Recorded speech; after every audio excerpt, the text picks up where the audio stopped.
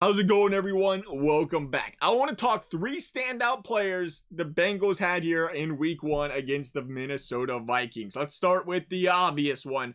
Jamar can't catch the football. Chase may or may not have caught a lot of footballs in this game. 5 of them, 100 plus yards, had the deep ball tutty. Looked good. Looked really good. And you have to be excited if you're a Bengals fan about that, seeing that Joe Burrow and Jamar Chase still got that chemistry, still got that connection going there. You was worried about him going into this game, dropping some balls.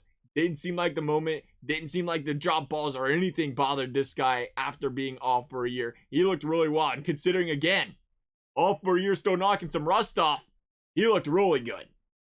How about B.J. Hill?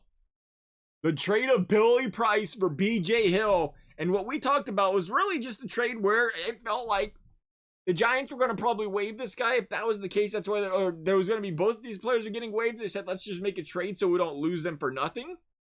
And that's kind of how it felt like, a free, 1-for-1 swap here, if you will, nothing to lose. And B.J. Hill came in and made his name heard, to say the very least. 2 sacks. Getting some pressure on the quarterback in this one. That's big. Again, a Bengals defensive line that struggled to get to the quarterback mightily last season. Looking pretty good against those Minnesota Vikings last week. Again, don't care if that offensive line is good or bad in Minnesota.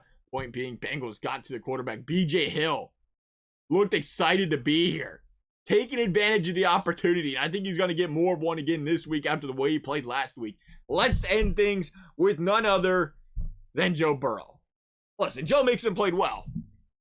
27 yards, played strong, looked kind of spraying out there. Fact of the matter is, though, the Bengals offense was stalling out when they was trying to play the Joe Mixon run game.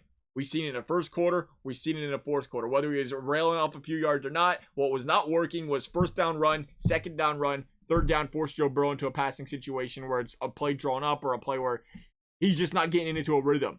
The second we've seen Joe Burrow start to run some know-how, run some hurry up, run this offense the way he's used to it with some control, looking down at matchups, trying to draw teams off sides, which again he did last week. The guy is just phenomenal at that, by the way.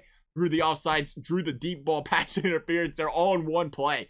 That is the dynamic he brings to this offense.